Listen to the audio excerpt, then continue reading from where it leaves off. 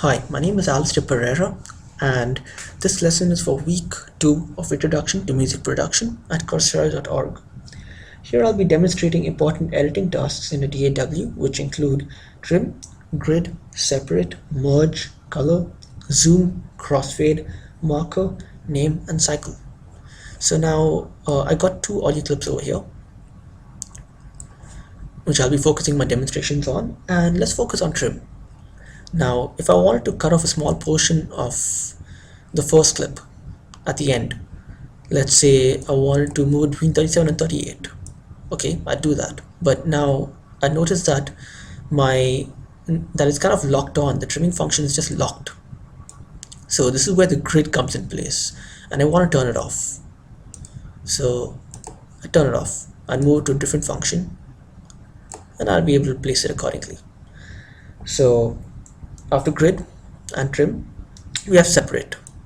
For example, let's say I wanted to cut off a portion. Let's say I'll move on to this scissor icon, and I'll cut off this portion, and I want to move it. Go back to my pointer, and I want to move it elsewhere, and I place it over there. So that's where the scissor icon, the separate task, comes in handy. Now let's say I made that mistake. I made a mistake of doing that, and I wanted to put it back in place. And now it all appears as three different clips, and I want to put them back together as they were. So that's where merge comes in. And let's click on a previous clip to merge these two. If I wanted to merge these two clips, I just click on the previous one, and there I have it. But that's not what I want right now, so I'll just undo that. Moving on to color. Now, color is very useful for distinguishing between two different tracks and two different clips. Let's say I'll paint this green. So now I can very easily tell between the two, especially when they are positioned very close to each other. Let's say that way. So that's where color comes in handy. Now let's say I wanted to zoom in. So there's two ways I could do this. I could click over here,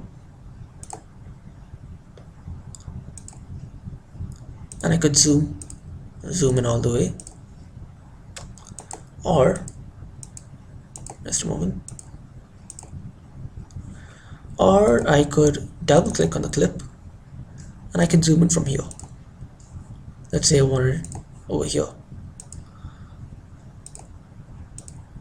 and then yeah, I'd zoom in. Now if I just zoomed in too much, it'll take a long time to actually get back. Right, so moving on to crossfade.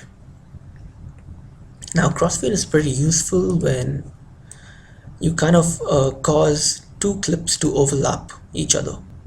Now let's say I want to create this overlap over here, so that's where my crossfade comes in handy. So as you can see, this region is ready for a crossfade editing if you prefer. And then out here, you could try it out.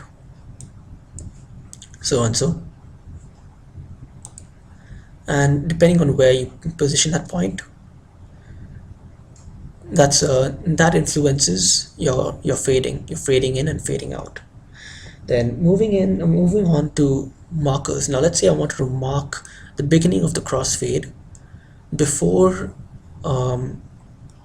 merging these two tracks. I wanted to merge these two tracks, let's say, although I didn't want to initially, right?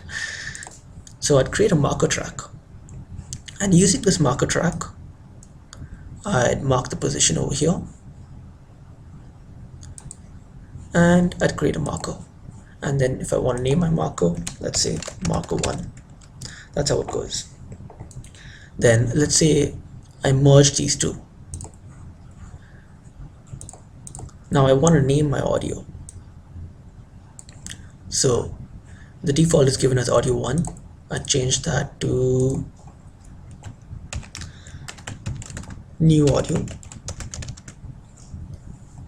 And there we have it. And then coming on to the last point, cycle.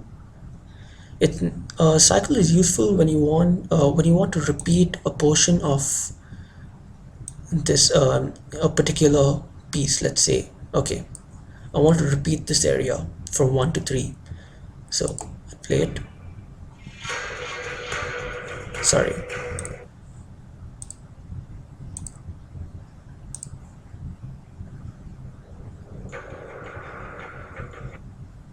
And now you understand it.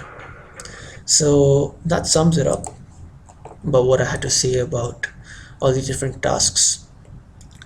So this is actually the first time I've actually been operating on a DAW with the fact that I know what I'm doing.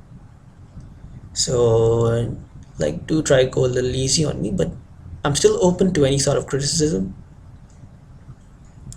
if you may, right? So thank you for watching and have a good day.